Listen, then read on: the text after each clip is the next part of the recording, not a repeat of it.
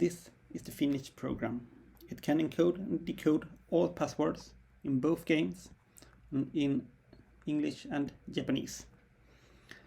But let's start from the beginning. I loved the Zelda series since I first played A Link to the Past in 1995. I was young, I couldn't afford a Game Boy, so when Ages and Seasons came out, I had to play them on my computer. After finishing Oracle of Ages, I got a password for Oracle of Seasons.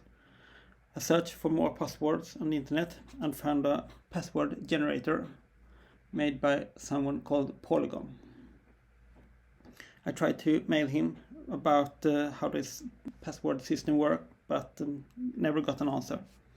And therefore I started testing myself. My first idea was to find the player name in the save file and change it to something similar. This made the password look almost identical.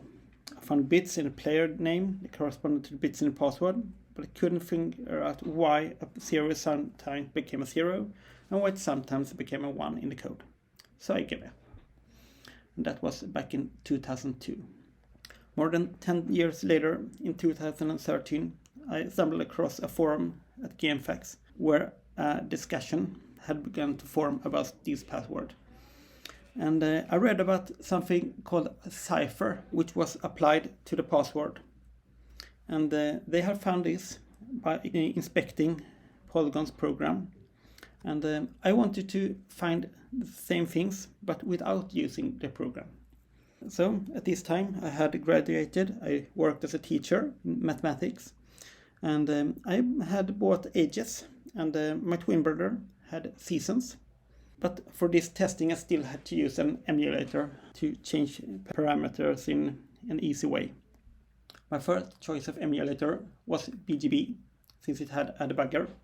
I searched for my name and put a trigger on it, so I could see when it was used. And here we can also find things like the child's name, I've changed it a bit, and the ID. So here is my ID, it's 1ACE. I stepped forward in the code and tried to see when this cipher mask was applied, and I found this here. So this is the exact moment when it is applied, and the cipher could be found here in DE. That's at address 488. Could look at that later. So it loads the first character at this. It takes AND with 7. Just to remove the first 3 bits, otherwise it will also encrypt the cipher mask. That's not very good. And then it takes XOR with whatever information it wants to encode. So this is actually the first thing, it's 0 for me, and then it takes XOR with the first thing in the cipher mask. So here I am at the 480A, and we can see the mask. So it starts with 15, 23, 2E and so on. And everything here is actually less than 40 because the password characters are only using 6 bits to encode information instead of 8 bits as a normal ASCII would do. So what information can we actually find? I made a quite big spreadsheet just to keep track of what every bit was for. So this is the first continuation passwords, and they are 20 characters long times 6, so that's 120 bits. Most of it is of course the name, that is 40 bits in total, and the child's name is also 40 bits in total. Then we have things like the cipher. They actually chose it from the ID. It takes some of the ID bits and use it to get this cipher. And then we have the password type. All those things should be 0 because it's a game. It could be other things later, but not when it's a continuation password. We have some bit for hero game or not. We have a bit that tells you if it's for ages or seasons. We also have the child type. When we raise the child, it could get a lot of types, 16 types. Then we have something, I don't know why, but these are always empty in every password I ever found. and it's probably not used, but I don't know. So these are two unknowns for me. We also have one that I found using another program from Kabili 207. This is the one. I actually couldn't start the program, but I looked at the source code and found this one. It was the friendship ring, and it's quite easy to just start the game when you have a continuation and see that we get the friendship ring once more if this is a 0. Then we have the animal friend. We only have 3 animal friends, but we can get 8 combinations, and most of them are not valid as password at all. After this, we have something that is a 1 always, but I don't know why. So that would be interesting to find out why this always is a 1. It's unknown for me. And then we have if it's a linked game or not, and these two in the last character, they are not used here.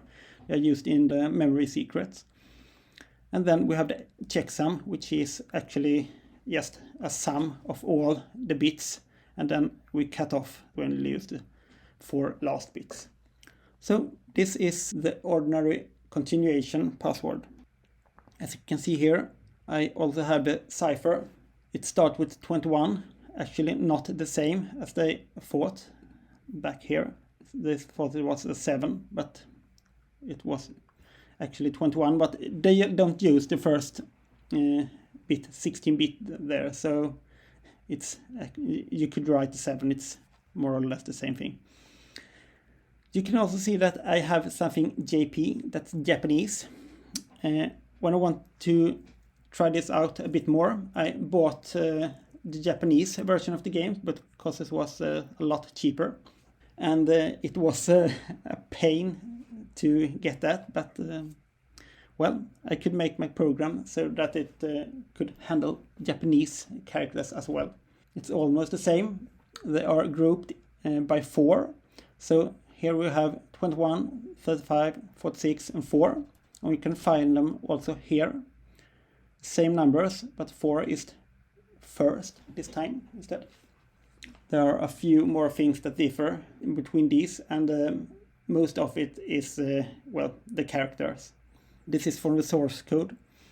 We can see that the characters we can use in a password in English is this B, D, F, G, H, and so on, just as they're found when you input password. In Japanese, they are scrambled. I don't know why. So here is E, K, Ku, 0, and so on. And the Japanese alphabet actually starts A, I, U, E, O, and so on. So it's not the same. That's quite irritating sometimes.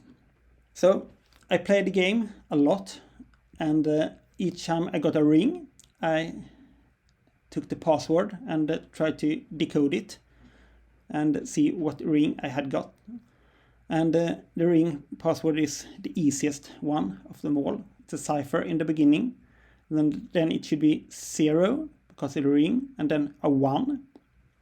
And then the ID, as before, everything is actually in reverse order. So when I write the bits, it's always reverse, and that's quite challenging to think sometimes. The rings, they are grouped in 8 at a time, and that's actually the whole code. The checksum and the empty bits in the end are same as before.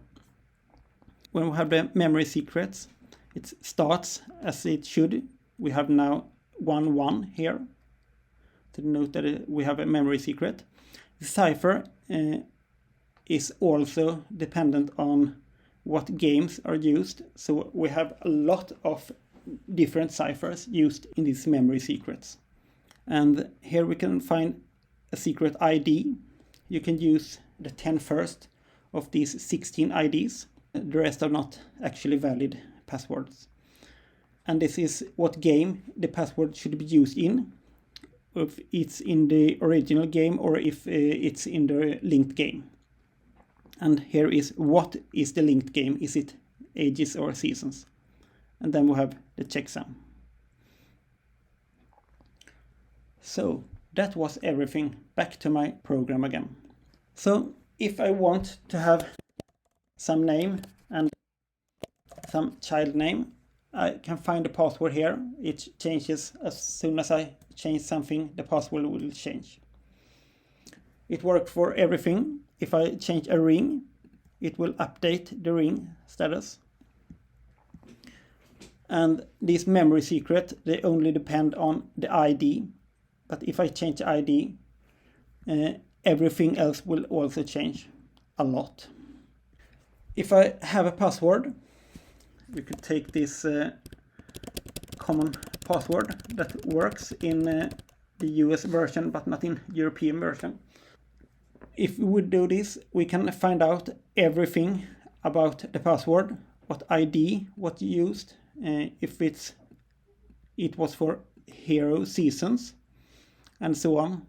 The hero password actually works for both games, so we could use this in both games if we wanted. The name is just gibberish, and the child name as well. I have also included a bit of warnings and information if something gets wrong. If we got an error, like if I change something here, I change this checksum. If the checksum is wrong, it won't start at all. And it says that the password is invalid. But everything else, you can actually change most of these things and the game doesn't care. It works fine anyway. So, why did I choose to do this? This is actually a web page. And it's also a single file. And it's easy to look up the source code. It's about 476 rows. Not that long. So, why did I choose this? Well, it's because this is a program. It doesn't work on my computer. This doesn't work on my computer. Well, I couldn't compile it. That was why.